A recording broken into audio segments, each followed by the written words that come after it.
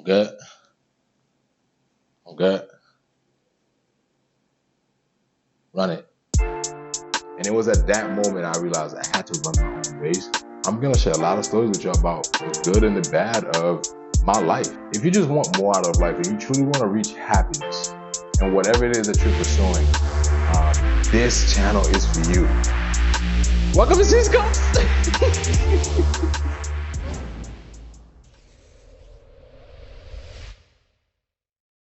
Welcome back to the show. Welcome back to Cscopes. I'm your host, CJ Parvelis, and man, we are in week 4. If you are still here committed with me, I just want to say thank you. If you're new to the channel, welcome. We are going through an incredible journey of foundation in season 1. So get ready because today is going to be so good.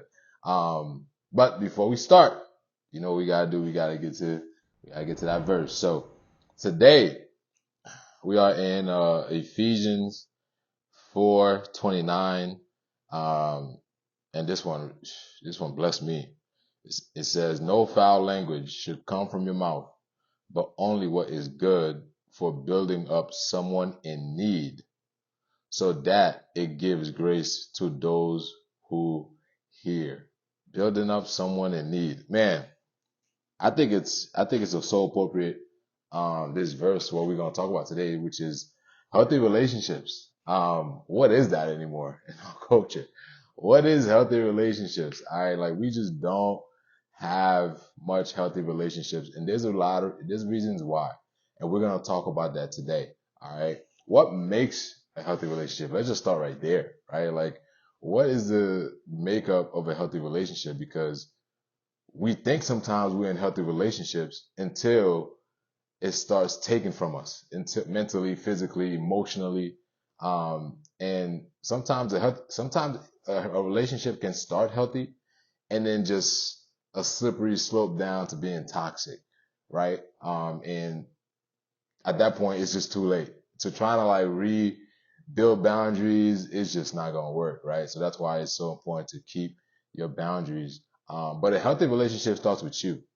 All right. And I know last week we talked about accountability. So this is really where we start applying that accountability because it starts with you. If you feel like you're not in a healthy friendship, romantic relationship, or even family, relationship, check the mirror, right? What are you doing to contribute into the healthiness of that dynamic, right?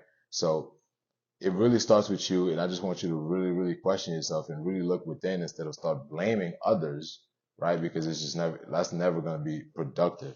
But we're going to do 5 points today, 5 points on what makes a healthy relationship. And this is something that, again, I always speak from experience. I never speak from theory. I always speak from experience. If I have a healthy relationship in my life, I check myself first. I always check myself. Because again, when relationships starts being toxic, that's when you start really judging that person, cursing them out, right? You feeling like, yeah, you're saved, but you're not too saved to tell someone to F off, right? So, um, so we're going to do 5 points on a healthy relationship. And number 1 is consideration.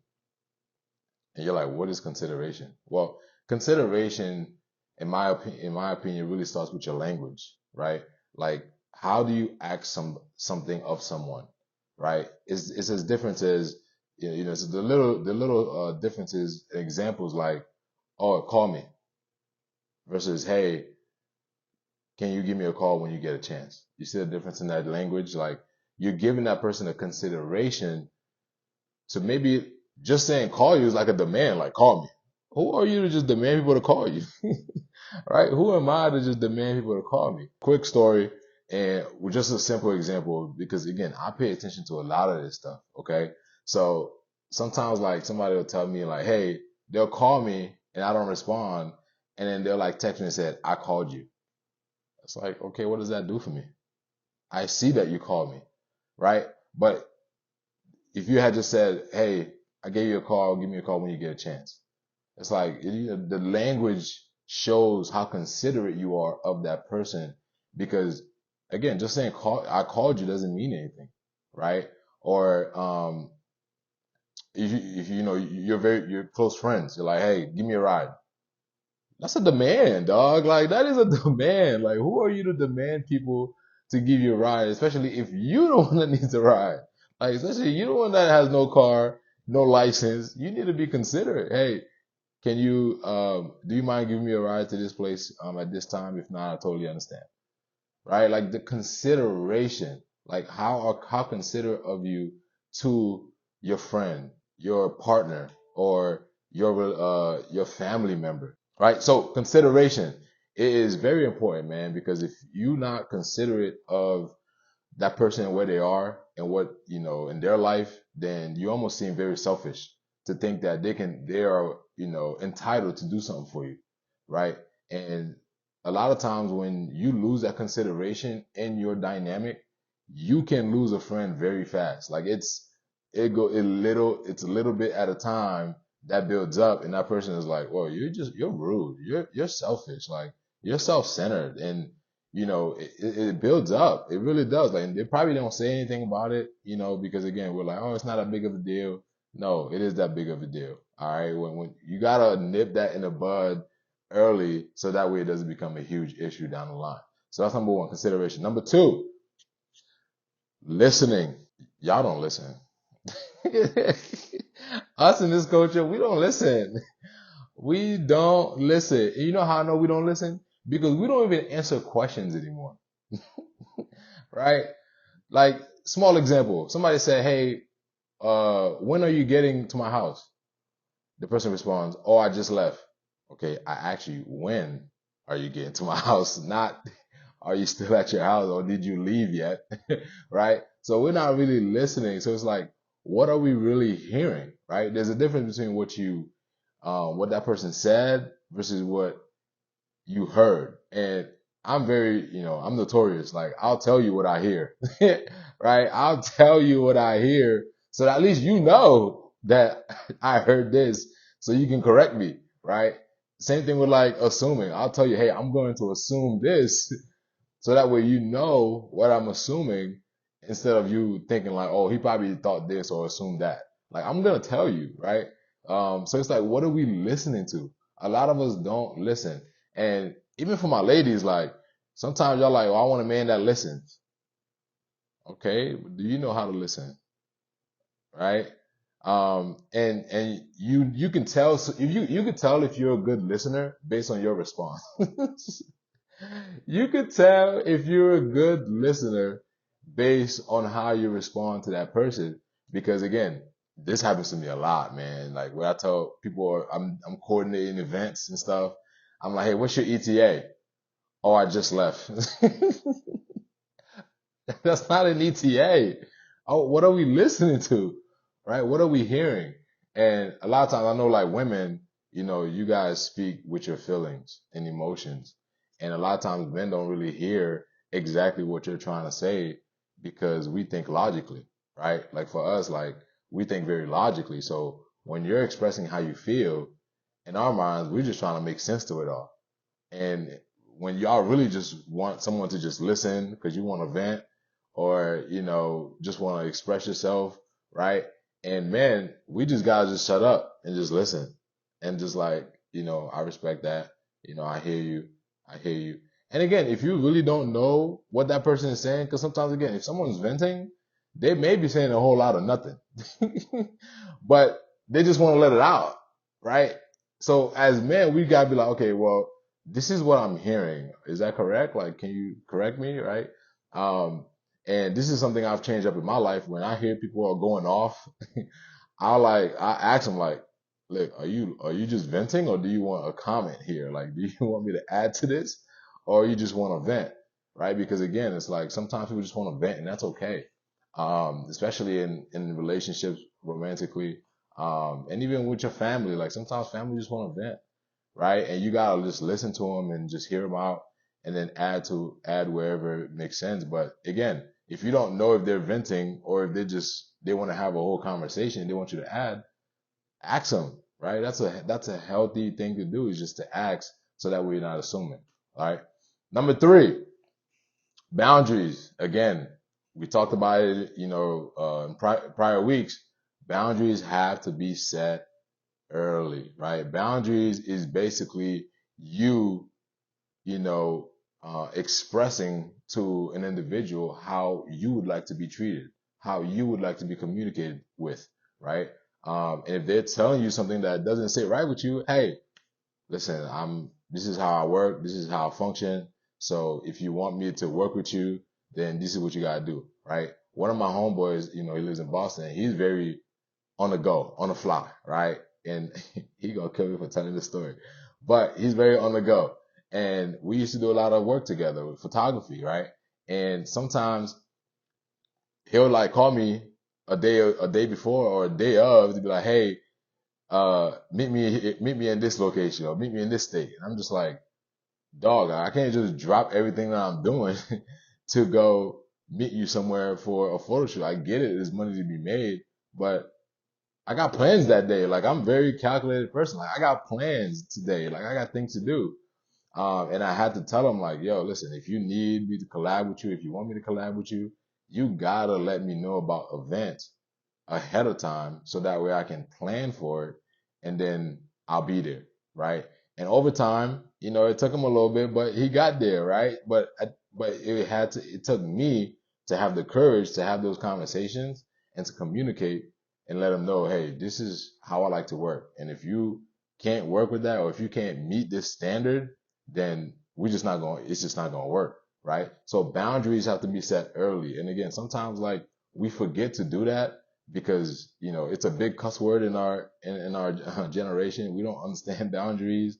We just allow people to get comfortable with us and just do whatever they want and act the way they want to act and act the way they've learned how to act. And sometimes it doesn't work for us, and then it traumatizes us, it hurts us, and it robs us of our mental health, emotional health, right? So we have to set boundaries early um, to be able to do that, right? So but if you don't set those boundaries, then you can't blame that person for being who they are. Because at the end of the day, they're going to be who they are, whether you like it or not, right? And you have to love them through that. But if you don't set the boundaries, then that's on you. That is an inside job. That is between you and you. And if you're not willing to take that accountability, again, right? We talked about it last week. If you're not willing to take that accountability, then be mad at yourself. Don't be mad at that person. They're going to be who they are, right? So, the number four, it's a huge cuss word. We don't understand this. It's a struggle for us, and I get it. I mean, the first three is already a struggle for a lot of us, but this one right here, man, it is. Some of us are too selfish to do this. Some of us are too self-centered to do this, and that is dying to self, right? It's a very biblical term called dying to self, and it just basically just means like giving up who you are to make that relationship work. You have to compromise on who you are, your habits, your tendencies, just your mindset to be, to accommodate to that person if you care enough. Now, if you don't care, then say you don't care, right? Don't make excuses, all right?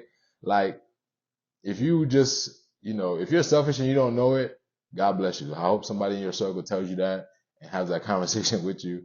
But dying to self is something that we do not do well at. And that's why, divorce rates are up, relationships start and end, friendships come and go, people are seasonal. Like, that's why we hear all those things, because most of us aren't willing to die to self and to, adapt to who we're with, whether it's family, whether it's with friends, or whether it's with our romantic partners, right?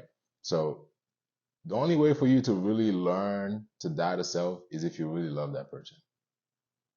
If you love that individual and the proper way, what it explains in First Corinthians, you will die to self. I promise you, like, you will die to self. And dying to self is a two-way street. Let's just make that very clear. It's a two-way street. It's not just you doing it, because at the end of the day, like, then you're gonna feel like you're giving up way too much, and that person doesn't care enough to do the same thing, and then it just becomes a whole mess, right? So dying to self is a two-way street. So, but love, because in First Corinthians it says love always perseveres. You will die to self if you truly love that person unconditionally. Okay. And it takes a very unselfish person to do this. Like, you have to be a server. You have to be accommodating. You have to be able to adapt. I think one of my, greatest strength is adapting. Like, I adapt to people I meet all the time because I'm just aware. Like, awareness will allow you to learn how to adapt. If you're intentional and you are where your feet are planted and you're paying attention to what's happening in your surroundings, you will understand how to adapt to that person. But a lot of us, we're so self-centered in our own world that we think this world revolves around us, and then we can't adapt to people, and then it becomes toxic. All right. So let's work on that, dying to self. If you really, really want to build healthy relationships around you, right? Because at the end of the day, if you're truly gonna be, build something, grind towards something, and choose happiness in the end, like, you have to have healthy relationships around you that's going to encourage you and build you with encouraging words, right? So that way you can choose yourself, you can choose happiness, and you can be successful in whatever that you do. All right. And the last one, ooh, Jesus Christ. Jesus Christ. The last one is a safe space. How many of you are building safe spaces for people? Right? And one of the biggest things that I've done, in some of my relationships where I feel like it's needed is I designate a day where we just come to the table. It's like the red table, all right? And we just hash it out. Like, brutal honesty. What's going well? What's not going well? What can we improve upon? What can we work on? And we just are brutal honest with each other. And it's worked in some of my friendships. It's worked in some of my previous relationships. But because, again, sometimes, like, I can be very nitpicky. I know this about myself. I can be, like, nitpicky. Like, I'm so aware that at any moment throughout the day, as you're living your life, I'm nitpicking at everything in my mind. But I don't say nothing most of the time because it's really, like, I know this about myself, right? But certain times, if I feel like the other person is not, in a place where I can have casual, serious conversations with them and, like, address certain things, bro, we gotta come to the red table. We gotta talk it out. We gotta chop it up.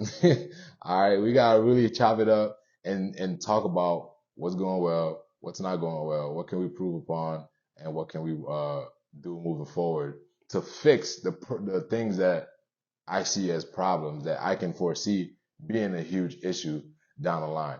And again, it works well. Like, you can do this with your friends, you can do this with your family members, and you can do this with your partner. Whoever it is, it doesn't matter. But both sides have to be committed to being brutally honest. Like, there is no, being defensive. There is no deflecting, right? Because the goal is to be productive, right? But deflection and excuses can look the same and they come in all forms. So oftentimes, if that person feels like, you got a laundry list of things that, they have to work on, especially in the beginning when you first started off. If you just feel like they have a laundry list of things, no one wants to hear about themselves. Let's just understand and remember that. So you have to, remind that person, hey, the goal here is not to get defensive and not to make excuses for why you're the way you are. Like, I love you the way you are. This is just something we got to work on. Because, again, none of us are perfect. So it's like, why are we mad that we got to work on some stuff when we know we're not perfect? Like, why are we mad? Like, we're not perfect and we know this, but no one wants to hear about themselves. But you'll tell somebody about themselves all day long. You know what I'm saying? Like, you will about somebody else, but it's like when you hear that about yourself, when you see a mirror, a mirror reflection of yourself, oh my God, some of us can't handle that. Our egos can't handle it. Our pride can't handle it. Because, again, pride tells you that you need to show that you have it all together, right? So a lot of times we can't handle it. We can't receive it with the right ear, right? We can't receive it properly. And then, we start getting all defensive and making excuses for whatever that person is saying. And that's not the goal. It's very counterproductive. and it's going to, it just becomes a toxic conversation at that point. So just remember what toxic is and remember what healthy is. Because if it's not going the way it's supposed to go, if that person is not taking accountability, if they just don't have the courage to, receive what you're saying and address the things about themselves, then, it's on you to make a decision if this friendship, relationship, family dynamic is going to be good for you moving forward. Because there is such a thing as loving people from a distance. All right. There is such a thing as loving people from a distance, and you can't be so naive and be so, afraid of loving somebody from that distance because you don't want to lose that person. Once that person's exit is going to be an interest for somebody else to come in to give you that healthy relationship that you're looking for. All right. So let's make sure we remember that. All right. We got a lot more to go. We're going to take a break and go to this week's segment of BYOB. We're going to help you build your own bank, man. Go check that out. All right, y'all. Listen, welcome to this week's segment of BYOB. Listen, I got 4 things for y'all today. We're going to talk about the quadrants of income. All right. So there's 4 quadrants of income. So number 1, the E quadrant. You basically have a job. You're W-2. You work for somebody, you clock in, you clock out, that's it. All right. That's the E quadrant. Majority of us live there. And that's okay. All right. That's the starting point. Number 2 is the S quadrant. The S quadrant is whether you're a specialist, whether you have a, mom and pop shop or whatever it is, a few couple employees, and you're basically working that business day in and day out. All right. That's the S quadrant. All right. That's typically the ambitious ones, the people that want more than just a paycheck. They just want to go get it themselves. All right. Then there's the right side, which is the B quadrant. The B quadrant, think major corporations. Think, Fortune 500 companies, huge corporations that got well over 500 employees. All right. That's the B quadrant. And the last one, number 4, is the I quadrant. The I quadrant is the investor, right? Whether you're investing in real estate, investing in other businesses, you're an investor. All right. The goal is to get from the left side to the right side. The biggest difference between the B and the S is the amount of employees. All right. The one thing you want to do to get to the B is to find a way to build systems around your business so that way it doesn't need you day in and day out. The only way that you'll know if you're in the B is remove yourself from the business and see if your revenue and the cash flow continues. All right, that's the best way you'll know that. If that doesn't happen, you're still a small business. All right. So the goal is to get from the left side to the right side. A lot of times we can be in the E quadrant, also an investor, so you can live on both sides. But the goal is for true freedom, you want to get to the right side. All right. Like I'm on that journey right now of getting from the left side to the right side. So it's important to understand where you live in terms of these quadrants. It's important to understand, the type of income that's coming in and where you're at, so that way you know where you're going. All right. So make sure whatever business that you're starting, make sure you find a way to build systems around your business so that way the business doesn't need you and that you don't become a slave to your business. All right. So those are the 4 quadrants. If you ever want to read about it, definitely pick up Cash Flow Quadrants by Robert Kiyosaki. It's a great book to really dive deeper into these quadrants, to really understand the mindset in these quadrants. Okay. So if you don't know where you're at, ask a friend, read the book. It'll tell you where you're at, and then that way you know where you're going. All right. So let's get back to the show. Thank you for being here on this week's segment of BYOB. See you guys next week. All right, y'all. Welcome back to the show. I hope you enjoyed this week's segment of BYOB. Man, apply. Like, it's not enough to just see it, read it, hear it. You got to apply it, man, because it's going to change your life as it is changing mine. Because, again, the goal of this, journey for me is to take you on this journey with me as I apply it to my life and build my life and build my wealth and build, all my successes. And I want you to do the same thing. All right. So now we talked about your surroundings and your family and, family, friends, relationships. Those are all things that influence us. And those are all things that or those are all the people that we have to respect as well. So we're going to talk about influence and respect and what that looks like. All right. So the one thing I want to, let's just start off with this. Let's just start off with this. Not everyone around you should influence you. Not everybody's going to influence you. Like, not all your family members are going to, should influence you, right? Not all your friends should influence you. All right. And if you're like me and you're very intentional about your friends, like, you shouldn't have friends that you talk to on a day to day, that you're constantly hearing from, um, that's going to influence you. Like for me, the people I talk to more often are the people that I allow to influence me, right? In some way, shape, or form. Sometimes they don't even know it, right? Because again, sometimes they just influence me through their actions, like the way I see how they're living their life. Um, and I can nitpick at certain things and take that to my own life and apply it myself. All right. Not all your family is going to influence you. All right. And influence can be positive or negative too. Just remember that. Like sometimes you could pick up a negative habit from a family member or a friend and then apply it to your life and think that, and then blame them on the back burner when you realize that it's not going to get you anywhere. All right. So just be careful who you allow to influence you.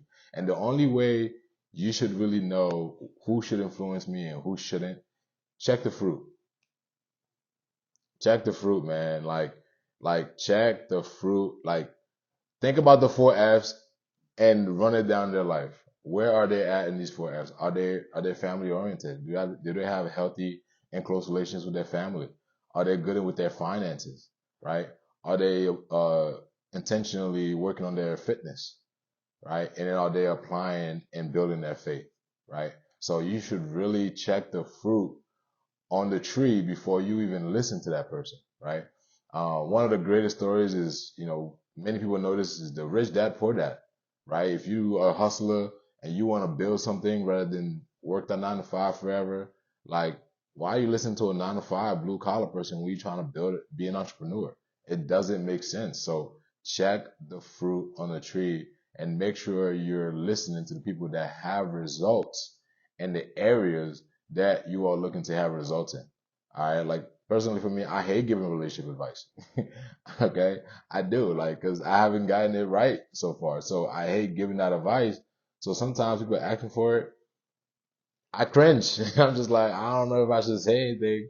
And sometimes I don't even say anything. I just give them some general stuff like, hey, go find somebody who's better in their relationships and then listen to them. All right. But I'll give financial advice. All right. I'll give, advice on healthiness as I am right now. But there's certain areas I just won't give advice in because again, I don't have the fruit. And most people, don't know this concept. So they're not checking the fruit on my tree. But it's up to me as I care about other people or yourself that if I don't have results, then I shouldn't really give you any advice because it doesn't make sense. Okay.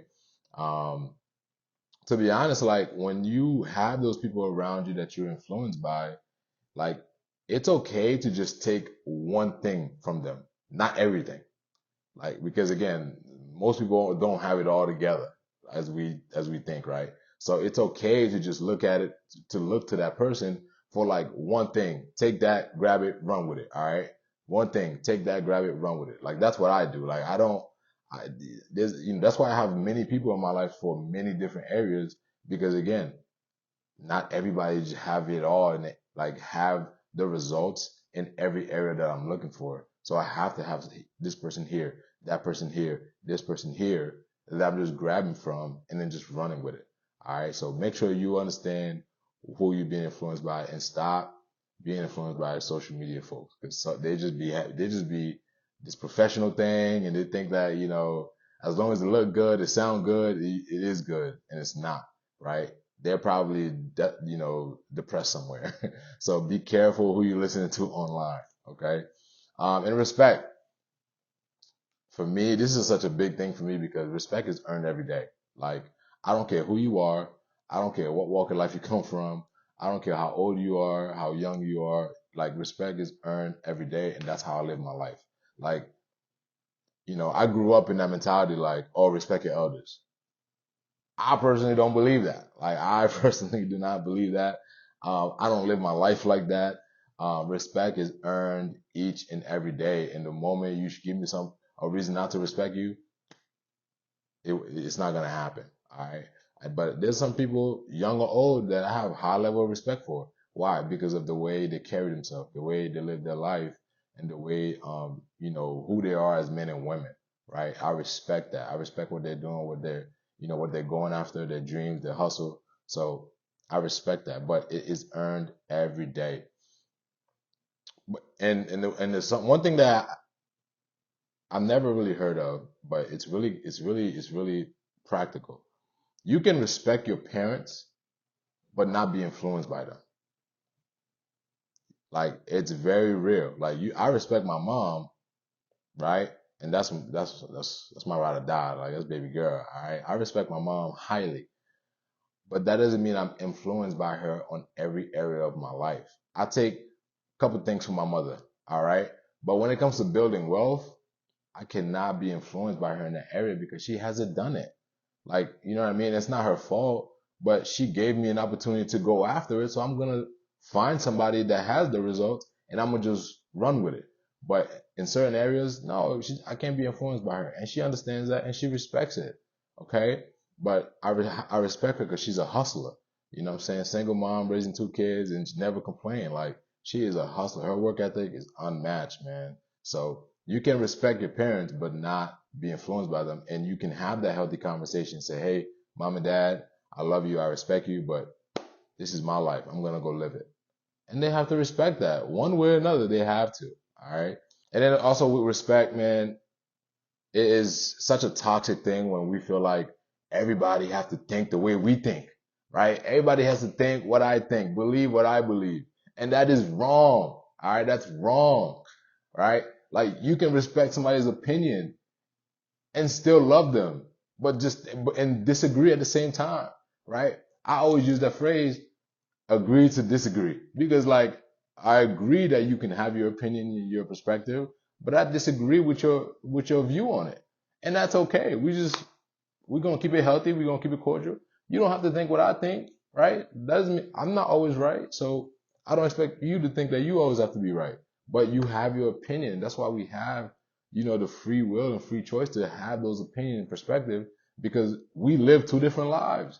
So on social media, if you are out here arguing with somebody's opinion and this and that, like battling in the comments, you look dumb, bro. Like you look immature, right? Like it's okay to respect someone's opinion and not agree with them and still love them at the end of the day. Because at the end of the day, if you really going to be a believer, you have to love people, man, because you're his child just as much as they're his child, right? So you have to love people regardless, but you can disagree with them and then just have a healthy conversation about it, right? So how you respond to someone's opinion and perspective shows your level of maturity. Straight up. Like if you just want to bash them and judge them and this, you're immature, bro. Just tell me you're immature. Oh, I'm 35 years old. I'm a man. No, you're not. You're immature. You're a child. Like, stop it.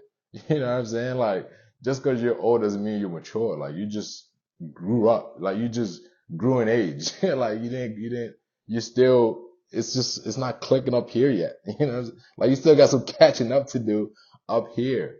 All right, just tell me you're immature. Like, you don't got a lot of me, bro. Like, you don't got a lot of me, right? I'm your motherfucker. You ain't got a lot of me, right? So you cannot, make people believe what you believe because that's just not. It's not gonna work. Like, tell you not me. I'll tell you straight up, agree to disagree, and I'll just keep it like that. The conversation over. Like, we ain't gotta talk about it no more. And I've had those conversations with, some people in my life, and I'm just like, okay, agree to disagree.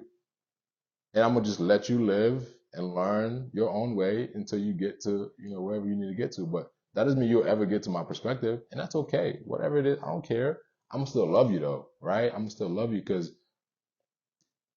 it's my job. I feel like it's my job to love you. You know what I mean? So that's it, man. For again, when you really think about the people around you, you know what I mean. So understand, how to create, how to create that healthy dynamic, right?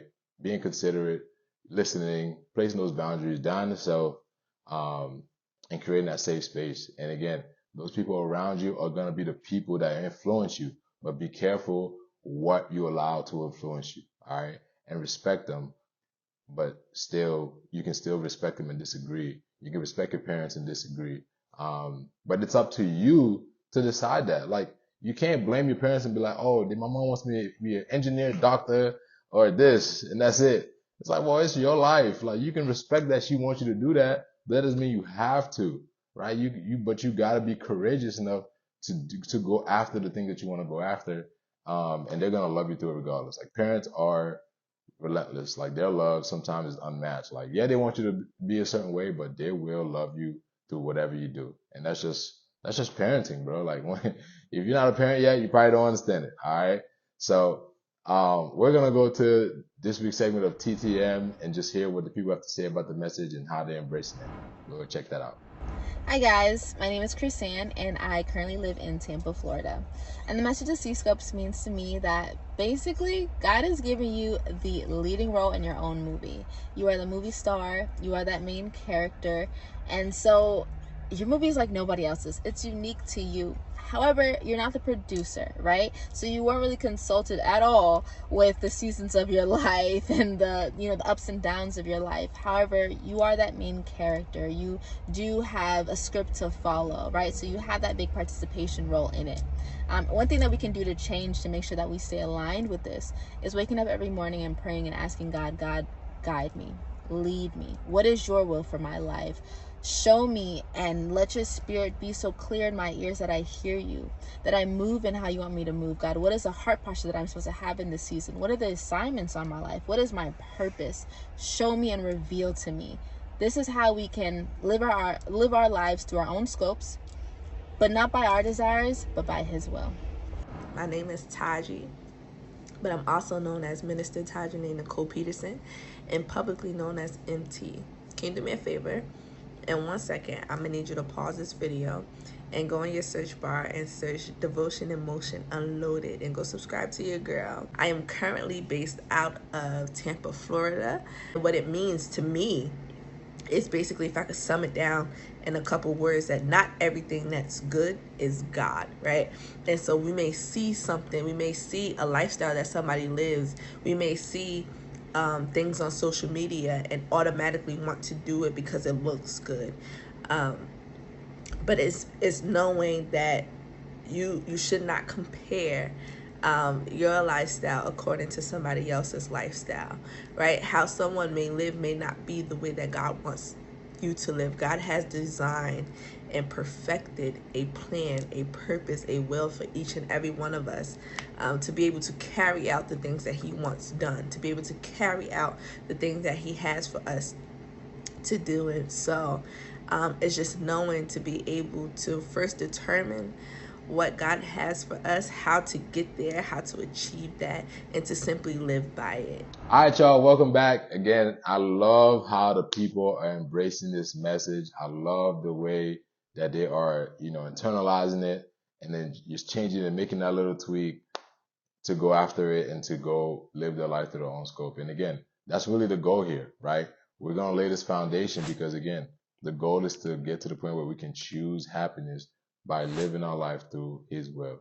And I want you to go out there and live your life through your own scope, not by your desires, but His will.